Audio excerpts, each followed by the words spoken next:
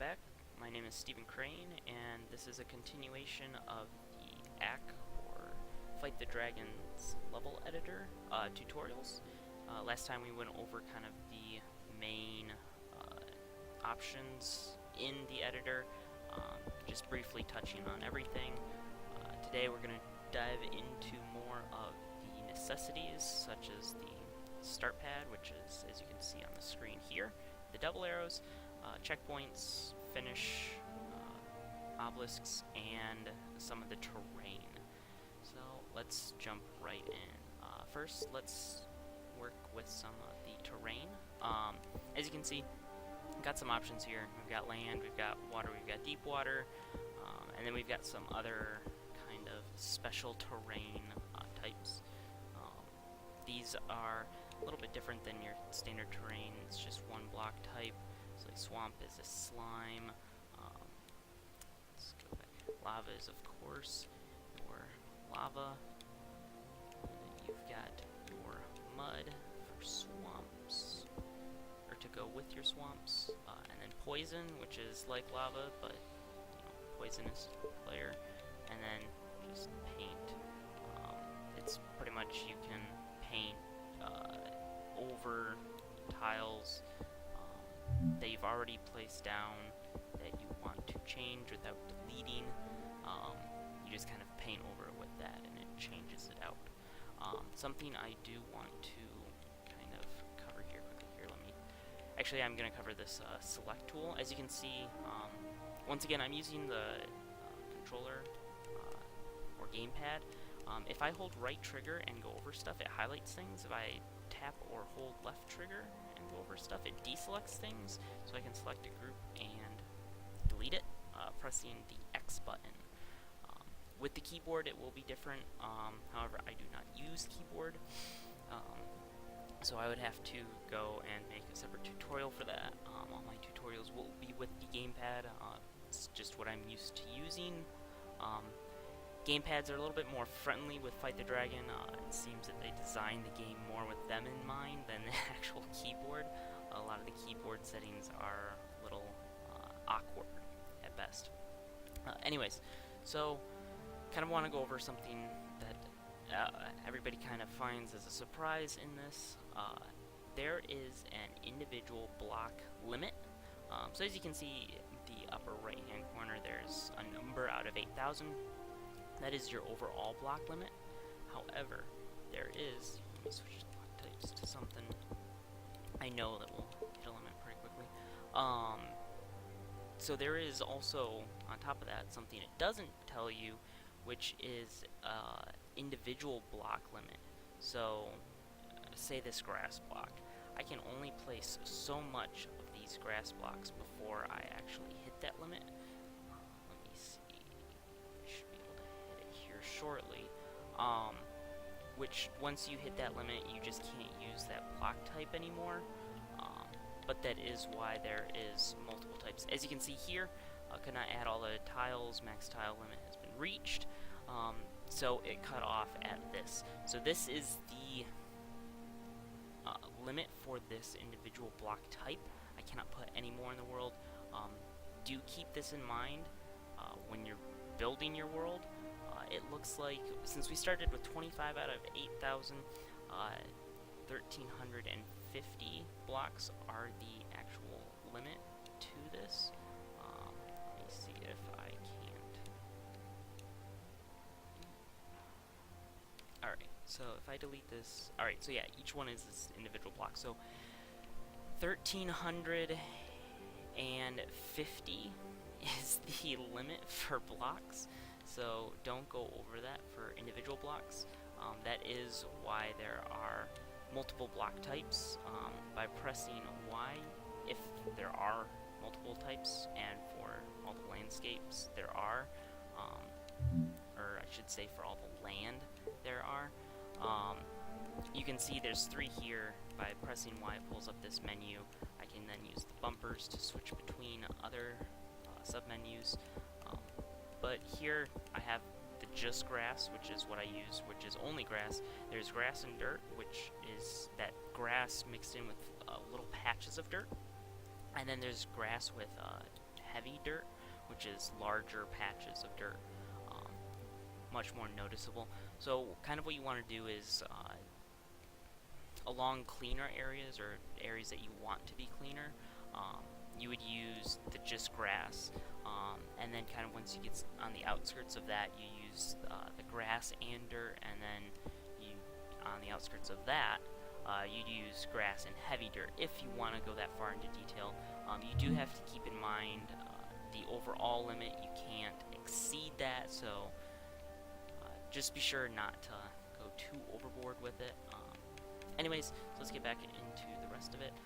As you can see, I can do multiple selections here, areas of effects, and how I'm doing that is I'm pressing and holding the A button, or the select.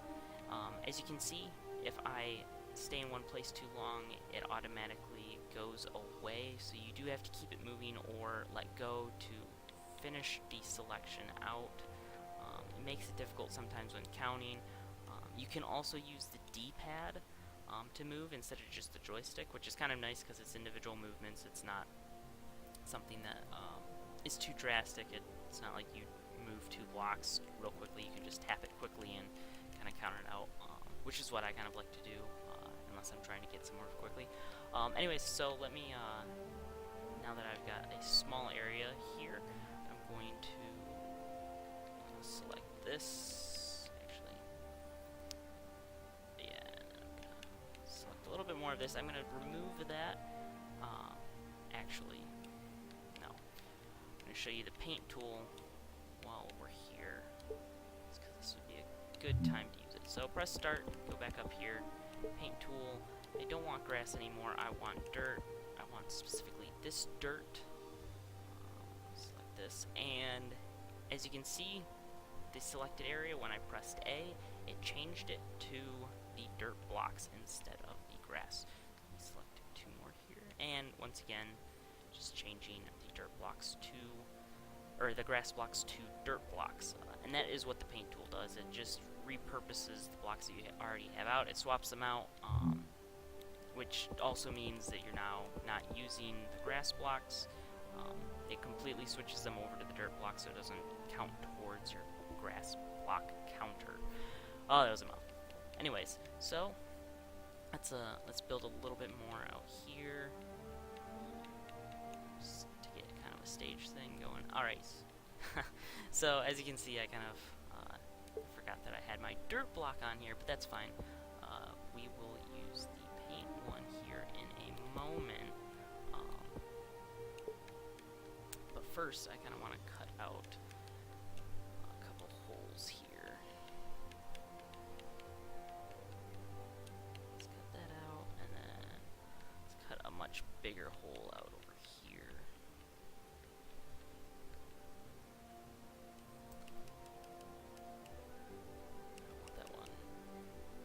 Should be good. Alright, so let's go through and replace some of these blocks.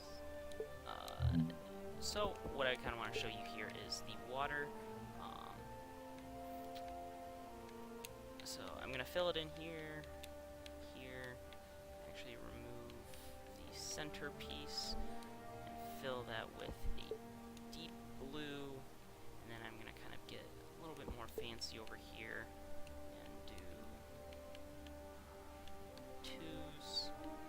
Maybe. There we go. So 2 deep.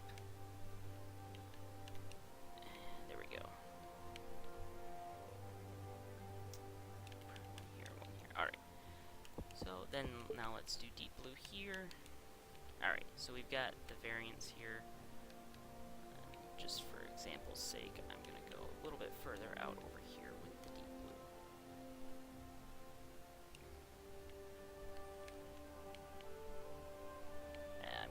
A little bit better over here, just because it'll kind of bug me if I don't.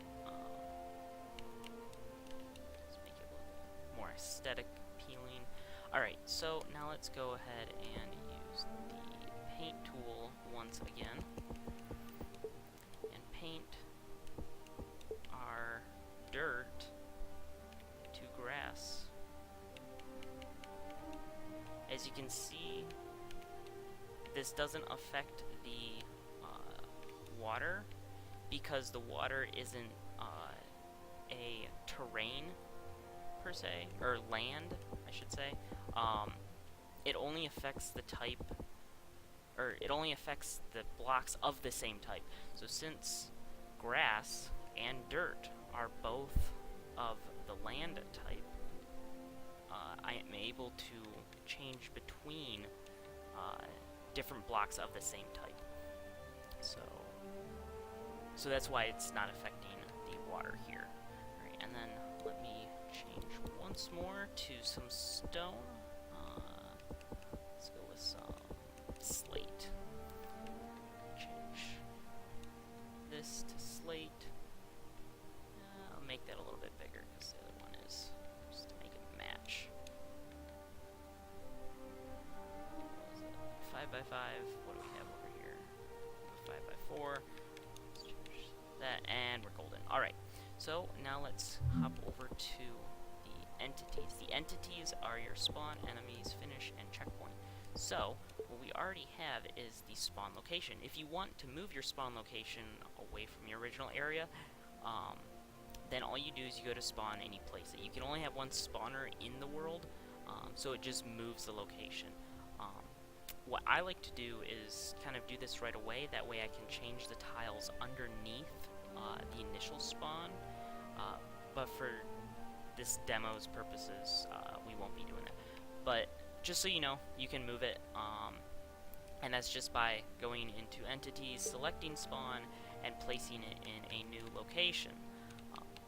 So let's put it back here, and then let's go ahead, and I'll come back to the spawn. There's something else I want to touch on, but first we must add a finish. So adding a finish is just as simple as, like with the spawner, selecting it and picking a location.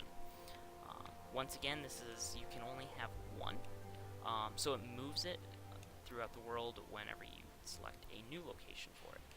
And then these checkpoints are the circles that are placed here, and you can place multiple in a world, allowing you to do a checkpoint system where both you allow the players to have more lives by getting those checkpoints, unless they have that turned off, but that's in their personal settings, as well as it restores health, and if they die, they go back to the last checkpoint that they had interacted with or stepped onto. So now you can see that we have our starting location, our checkpoint, and our end location.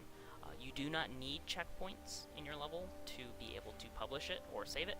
However, you do need a start and a finish to publish it.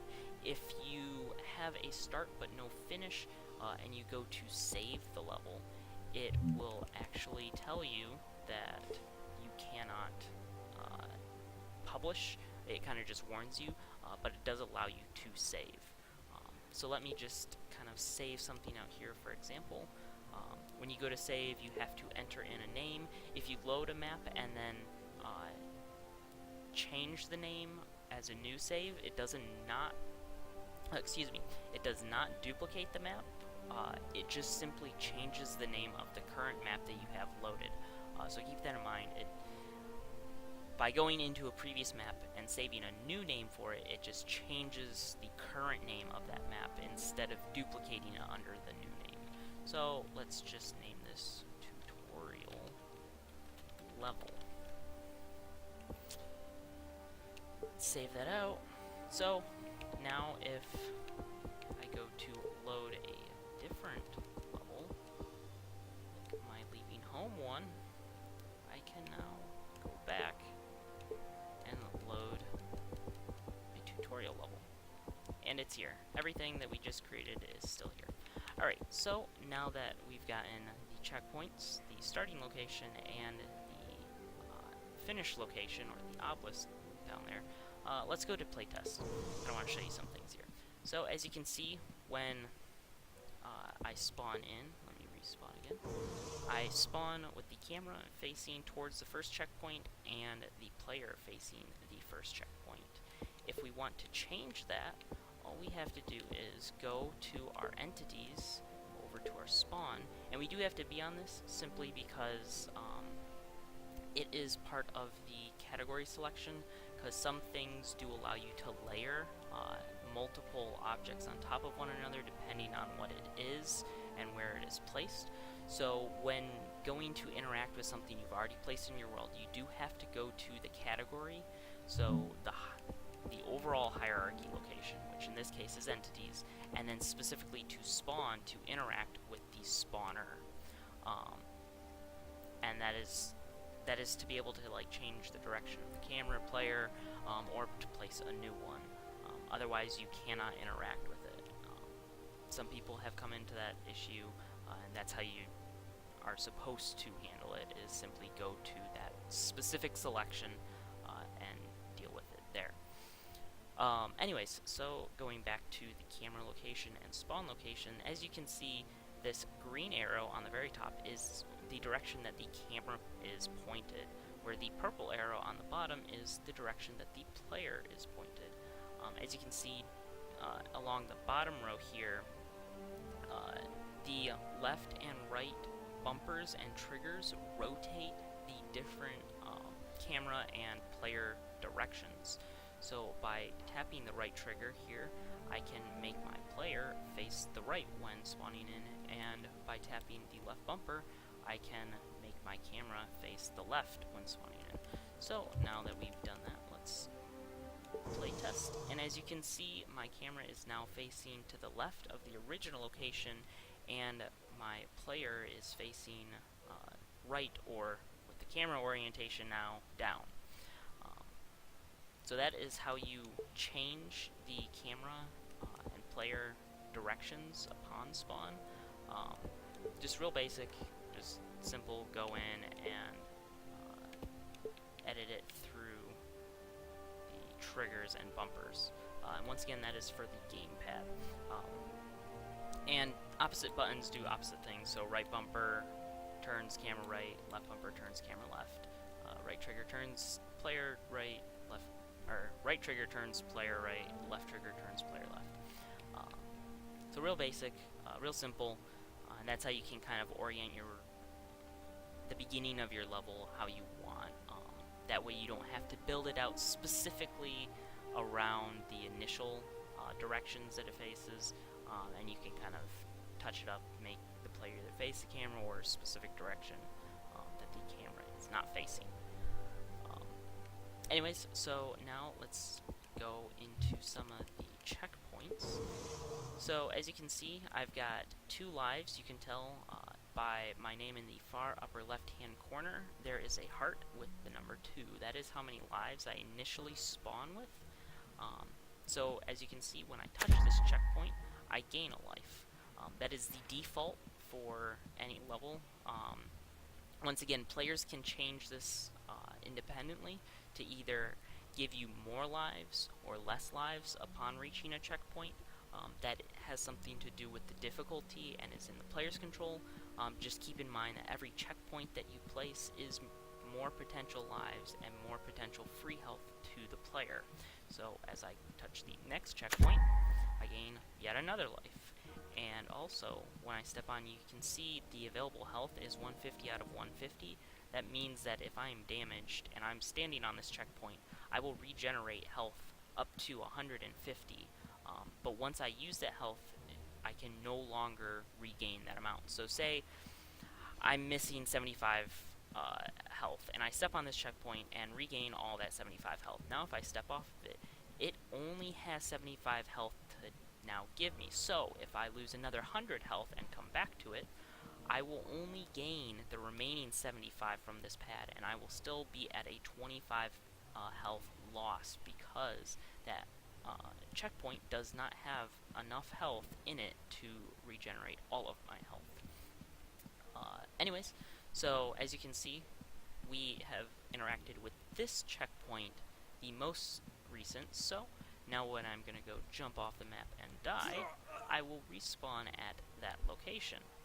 If I interact with this one, jump off the map once again, I will respawn at this checkpoint. So yeah, just basic checkpoint logic. The last one you interacted with is where you will respawn. It's just the only difference within this game is, once again, it allows players to regain some lost health and also offers them more lives. Something else I wanted to point out was this dirt path that we made was 3 blocks wide. However, because there's grass, and some land blocks do this, not just grass,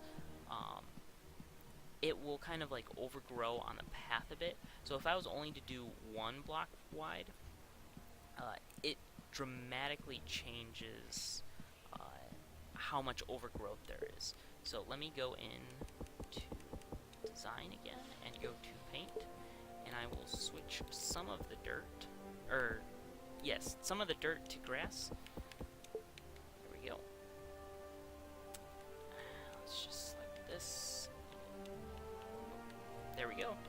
So now this strip is only 1 wide, and when we go into the playtest, you can see the dramatic difference in the actual dirt path. You can see the real effect of this overgrowth. Where 3 blocks, it's not as noticeable. You can kind of tell here by the edge of the stone where that dirt line should be and where it actually is in comparison to the grass. So just keep that in mind when you're doing paths, that there is grass overgrowth, and there's no real way to turn that off, so you do have to compensate for that. So if you only have 1 block, it takes up 2/3. Like each side that grass is touching takes up 1/3 of that side. So if you had a single dirt block completely surrounded by grass, there would be 1/9 of it that's actual dirt. And as you can see here, where it's on both sides of it, 2/3 of that dirt block is taken up by grass. So just keep that in mind. That's something else that you have to consider when generating your landscape. So the other thing I wanted to touch on real quickly with the water types is the blue versus dark blue. Dark blue is deep water, where blue is shallow water. So as you can see over here, where I have blended a bit more of the blue with dark blue, you have the decreasing level in water. So I only made the blue 2 deep, but I made the dark blue considerably deeper, going further out. And you can tell like how farther down, or how much further down it goes. And as you can see, the further down it goes, you can actually start drowning if your head goes below water level. So this is something to consider in your level design. You can effectively create hazards that your players have to go through by submerging the area, simply by having deep blue incorporated into your level. However, you do need quite a bit of it before the player's head actually makes it underwater level. But it's something I've seen incorporated into actually quite a few levels, and it can be done very well done. And so yeah, that's pretty much the gist of water. But yeah, let me go back here and step on the checkpoint, and as you can see, the checkpoint health bar is drained as my health bar is regained. Now, I actually have a ton of health because my character is a level 60, so it's got nearly 700 health.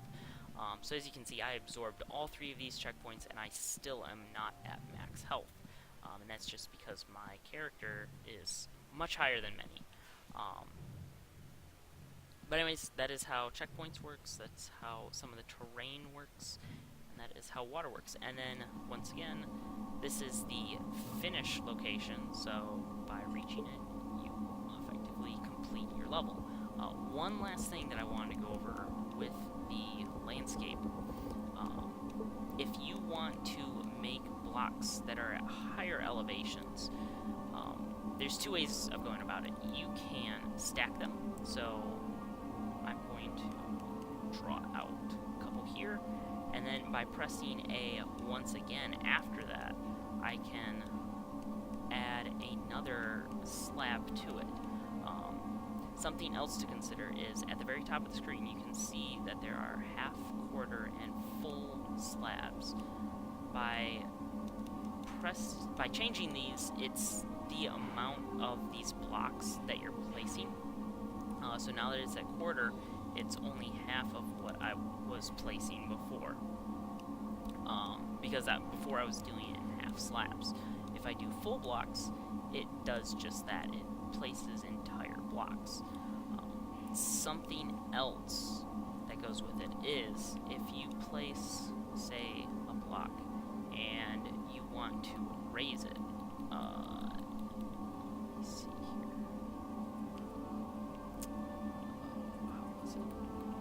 There it is.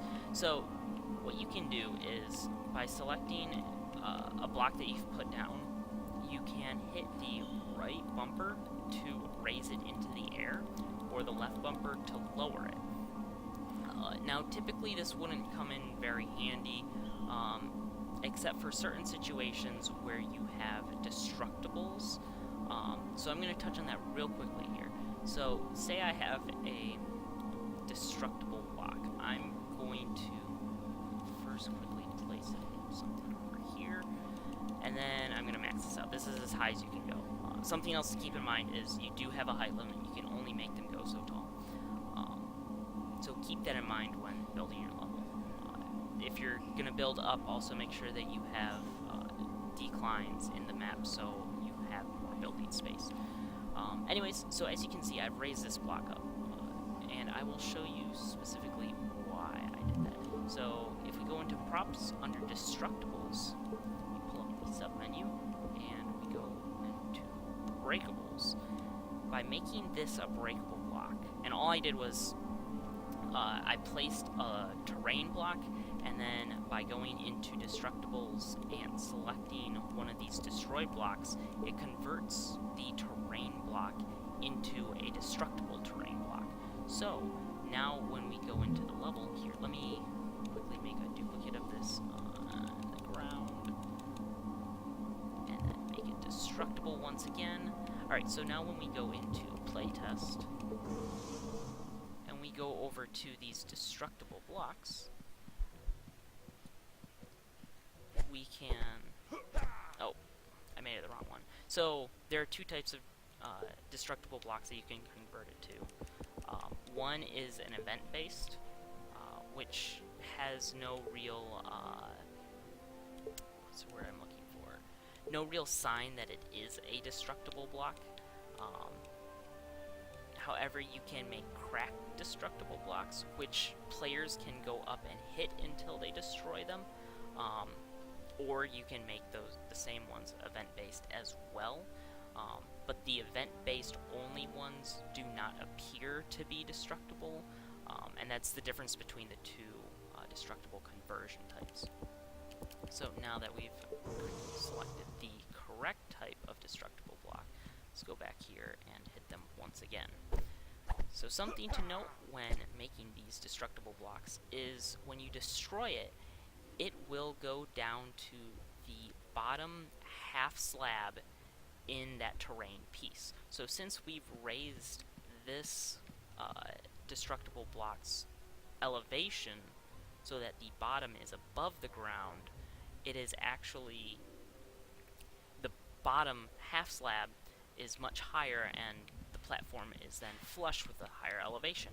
Where down here, all we did was we built up off of the generic half slab height, the base 0, and just maxed it out on top of that. They both were at the same elevation when in place, but once we destroyed them, they went down to their very bottom half slab. So that's the biggest use for using the different elevations in these blocks. And also you can always use bridges or other block pieces that you can then layer to either go below or above, to kind of make hidden tunnels or bridge pieces that way. But that's about it. That was all I was really wanted to cover for terrain. In the next one, I'll be going over some of the props, as well as some of the more advanced stuff that comes with that. Specifically some of the layering stuff that I've been already talking about. But that will be it for this video. Thanks again for watching. I hope that you continue with the rest of the series and that this helps. And if there's anything that you want me to specifically touch on, just leave a comment in the comment section, and I will do my best to address it in either a later video or directly through the comment section. So once again, thank you for watching, and I hope you enjoy the video.